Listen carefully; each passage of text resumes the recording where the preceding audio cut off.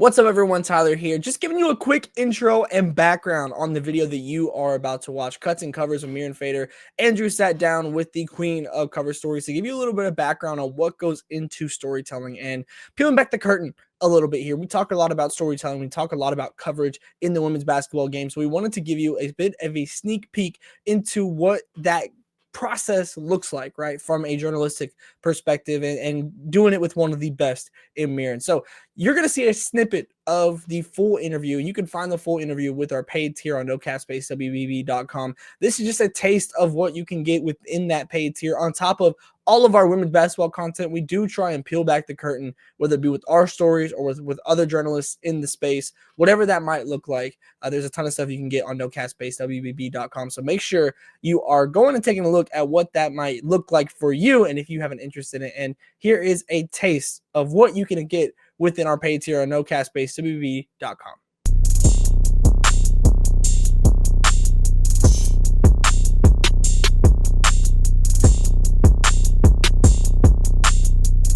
And you know, the other interesting thing too is the piece on getting everybody around, you know, the subject, right? Like that type of thing to me. And like, that was probably one of the first J school lessons I got. It actually came from our editors in chief at the CU Independent, our student newspaper, where they gave us the Gay Talese Frank Sinatra Has a Cold, which is like one of the classic stories about being able to craft a story around someone you do not talk to at all.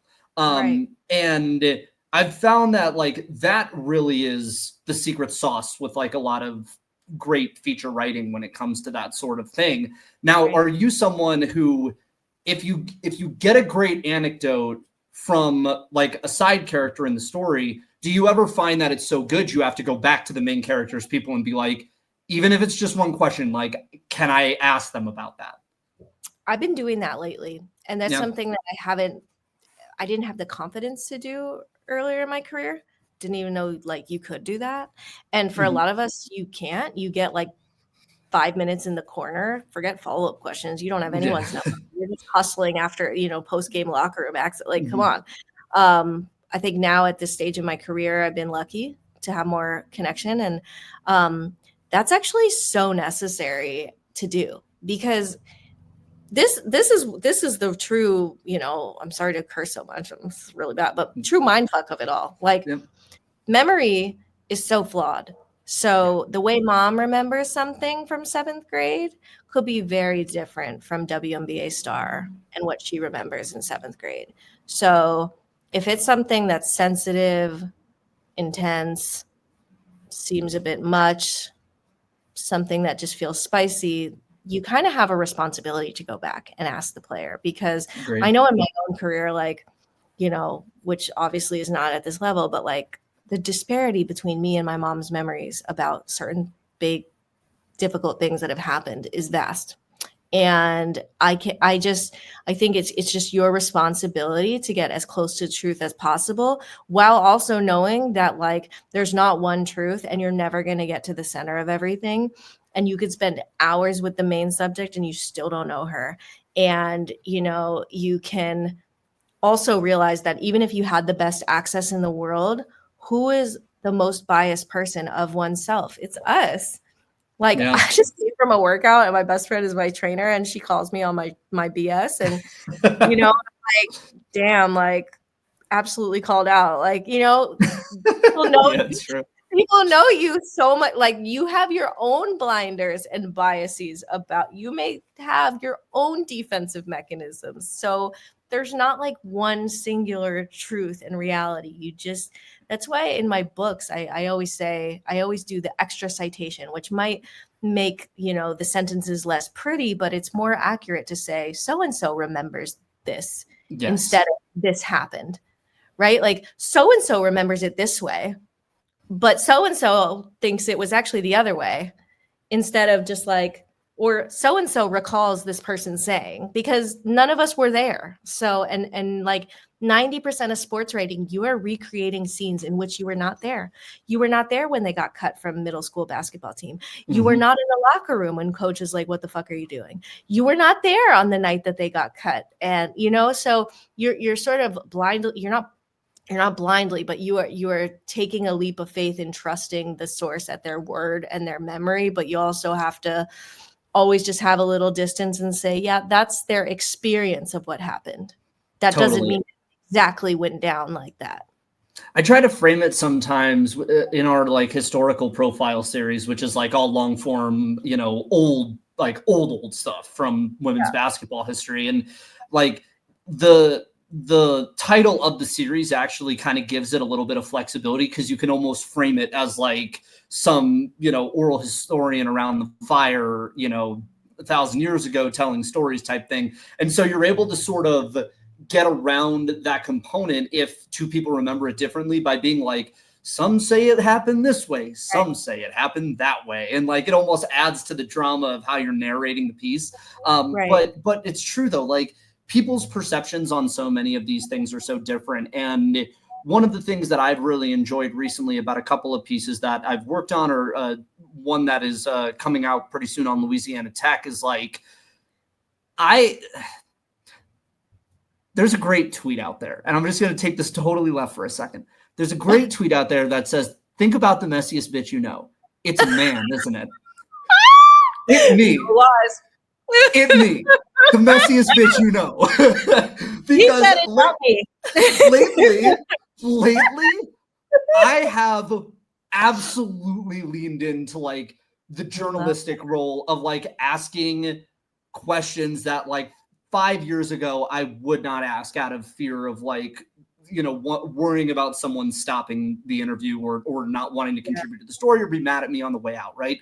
And it's interesting because I think I've found that people respect that a lot more than you being a little shook by even approaching the subject matter. And I think some of that comes like from a craftsmanship perspective, like you were saying. One of the things I kind of like to communicate to agents or to coaches is like, look, you are at this level in your craft. Like I relate local TV to minor league baseball all the time, because like levels wise, it kind of tracks. Like you start in a small market and you're making $18,000, and then you go up to AA in a mid-sized market and you're still not making a ton, but you're in a better place. And then from the mid-market, you can make a jump to the majors and get picked up by a network, or you can go AAA and be at an 0-0 in a top 20 market is like the kind of thing. And so I like to try and say to people, like, the energy that you have put into your craft, like trust that I have put it into mine. And that's why I'm asking, you know, you about this. But the enjoyment of approaching those difficult subjects because you can trust that they understand in your ability to see nuance is a very validating thing as like a writer and a journalist, because I think that's such an important part of what we do. How have you approached that in the past? And have you experienced a similar thing where when you do brush up against like a semi-controversial topic, people, if you've primed them right, people will be more likely to actually give you the truth of what that, you know, situation was, as opposed to the canned answer that they might give on their own publicly hosted media platform. Right. I think people do not respect when the reporter dances around, right? Yes. Don't give me 3 minutes of like, you're like, I want to ask and I'm trying, but I'm softening it so that I don't look crazy. But here's what I really want to ask. But now I'm going to soften it into something lesser that I don't really want to ask. But just so you know, I'm not a bad person. Okay, here's the question. How are you supposed to deal with that as an athlete? You know, like what did they just ask me? Like, I don't even know at this point. I think the problem is, so now I have a body of work. And people, you know, thankfully have read my work and they know I'm sincere, right? They know that the work that I do, I have a portfolio. When I was 20, 21, 22 out of college, I did not. And so it's very hard as a young journalist to say, hey, trust me, I'm sincere. I'm just want to get to the truth. You can't, they won't, and you can't. And so you have to just know, sorry, I'm dog sitting my sister's chihuahua. Oh, that's okay. My two are sitting out there too. Trying to dig into. Is he getting into something? Like a bad boy. There you go. Jesus, I'm feeling the dog mom vibes right now. See these bags? It's giving new mom energy. Look, that's another place we've all been, you know. Oh my God. Oh my God. Like, what is he doing right now? Okay. Now he's looking at his record. That's really lovely. Okay. Sorry about that. I I just think it's really hard. It's the classic chicken or the egg. How do you get experience to show that you would do quality work if nobody wants to hire you because you're young and inexperienced? You know, it's at some point somebody has to give you experience so you can prove yourself. But until the moment comes where before you have the portfolio, before you can prove yourself, it's kind of just you having to be direct. And, you know, when you're in these rooms and in these press conferences, really ask what you want to ask and do it in a sincere way, that the energy you give off is not, I'm trying to get a soundbite, and more, I'm trying to get to the truth. And the more you do that, the more people begin to recognize you and respect you. They then think of you as a thoughtful person.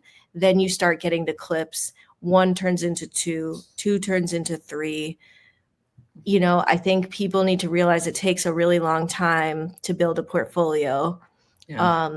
We have to work till we're 70.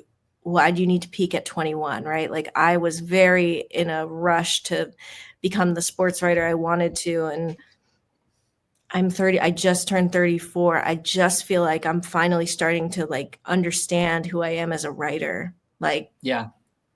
And I think there's also just a human component of that, right? Like I feel like in order to be a great writer, you have to have at least a degree of experience about the world around you. Not to say you can't be a prodigious writer as someone in your young 20s. That's entirely possible. But I feel like for the subject matter that you or I like to dive into, that's more studies of like the human and like the human mind and an emotional intelligence component of things. You kind of have to be on the level with people. And that comes with years of experience and living in places or being in situations that require you to kind of grow up, you know? And so, yeah, just, it feels like that's what's needed as you get older. I'm curious, what would you consider your big break story to be? Like the one where you really felt like, okay, I'm in this and there's like a professional respect that's coming along with this now. Yeah. I hate that it wasn't a woman's one, but that's really where we were as a society, because I had already profiled tons of women stars by then, but it didn't get the same traction. But I was at the Orange County Register for 4 years, and that was really hard. I was the lowest paid. I was the only woman. I was on the like high school beat, junior college, state college, all of that. Just felt like I wasn't going anywhere. And then I finally got laid off. And that's when I was like a full-time freelancer for both ESPN W. And so I was doing all these women's profiles and Bleacher Report. And then Bleacher Report, LaMelo Ball was 15 at the time. And his dad, LeVar, pulled him out of high school and took him to Lithuania to turn pro. And Bleacher Report said, do you want to go? And they asked me instead of their staff writers. It was like an opportunity of a lifetime. Spend a month in a foreign country, you know, as a 26-year-old or whatever I was, drive on the other side of the road, like all these things, like this is your break. This is your moment to cover the biggest sports story at the time. And it was really freaking hard. I won't go into the details, but I came home, the story came out. It completely changed my career. Number one, sad to say, it finally showed people I could cover men. Even though I covered Cal State Fullerton baseball for years, even though I covered, you know, UC Irvine basketball, like I had written for Slam, I've covered men, but it's like when you're a woman, back then they put you in what they viewed as a woman box, which was a negative place to be, right? Even though we know it's not. In their eyes, it was a negative place to be. It was other, it was whatever. And that story showed actually she can write about both women and men. And I got my full-time job back, thank God, and hired Bleacher Report. So that changed my whole career. It was like, oh, she can do long form features on basketball. Was there like do you guys have like media housing in Lithuania? Because like Jeff Goodman's there, he's like embedded with the Ball family. Like was there like an Olympic media village that existed? No, that was the funniest part, because I was right there with him, and we were in this dinky little town in the middle of nowhere, and I just stayed. I stayed in the same hotel as the Ball family. It was not luxurious. It was definitely no village. The food was really stale. That's what actually made the story sing, because LaMelo and I were both from California. We were both experiencing this at the same time. And it was really just, all right, when everything sucks, who are you? Are you going to show up? Are you going to try your hardest? Are you going to compete every day? And that's what he did. Yeah, no. And the thing was that the reason why that story was so hard and went down, not the story didn't go downhill, but the access went downhill. I had interviewed LeVar on my first day there, because the only reason I got sent there was because LaMelo agreed to do an interview, all that stuff. And then a story came out about LeVar saying some comments, which LeVar claims were off the record to a reporter, but apparently the reporter said it was on the record. Who knows? Disparaging Luke Walton, the coach at the time. Yes. And the Ball family was like, we're canceling all access for everyone. So every single reporter except for me went home. And I was there for the next 3 weeks, and I had to come back with a story. So if that doesn't encourage you to grow some new muscles, I don't know what will. So that was my trial by fire. That changed my whole career. So how'd you get around it? Well, so we're in this dinky little town, and I'm like, there's got to be like one gym. I'm assuming that they've got to have practice. And so I just was like, I'm just going to go to the gym, and whatever I'm just going to wait, and they're just going to show up at some point for practice, and I'm just going to figure it out from there. And luckily the door was open, and I just sat in the bleachers for a couple hours, and then they came in, and sure enough, there's LaMelo, there's all the characters, the people I need. And then this security guard came over and asked me like who I am. And I told him, I was honest. I was like, I'm a journalist doing this story, and he didn't believe me. So sometimes being 5 feet, a woman journalist, underestimated, works favor, because he just gave me a front row seat to everything that was happening. So I just showed up to practice every day for 3 weeks. And so although LaMelo wouldn't talk to me because of the dad situation, I saw everything that happened, and it totally changed how I saw access. I'll never forget an editor's comment, your best, and this is my later editor, Ringer, who I didn't meet at this point, obviously, but Matt Dollinger, amazing human, said your best sources are actually your eyes and your ears. And that could not have been more true when I was in Lithuania. And I found one guy on the team who spoke English, and he helped me translate interviews with all the teammates, the coaches, whatever. And then I just went to every place in town. I was like, do you speak English? What do you think about LaMelo Ball? And, a lot of times I was like, no, we don't speak English, but a lot of people did. And so again, Gay Talese has the Frank Sinatra has a cold. LaMelo Ball in Lithuania has a cold. Renaming the title from here on out, it will be LaMelo Ball ate stale potatoes. That's our whole point. I love it. Episode title. So yes, actually, I might name this that. Crazy. I just got a couple more for you. Oh, I'm ready for it. So I just have a couple more for you. We could probably do this pod for like 3.5 hours, realistically speaking. So we might have to do just like future episode installments at this point. But I'm curious. Biggest difference between writing long form and writing a book? Oh my God, the scale of,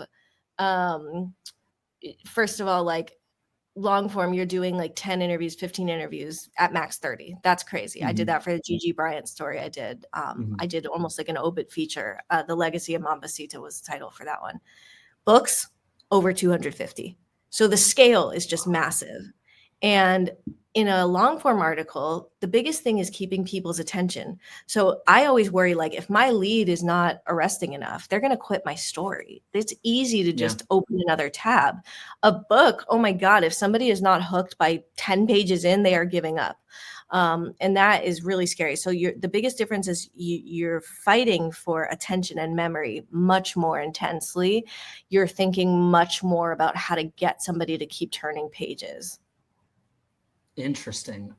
One of the things that I really love is just kind of seeing how characters like evolve within your story too. And I think you do a really great job of like giving the truth of who people are, because when you're in that position and you're spending a lot of time with people, especially if they're semi-controversial subjects, it can be easy to get sucked into like a problematic figure who is charismatic, you know? Yeah. And it's very easy to like walk away from that if you've got the wherewithal to be like, I can see why there are people that like defend this individual just on that basis.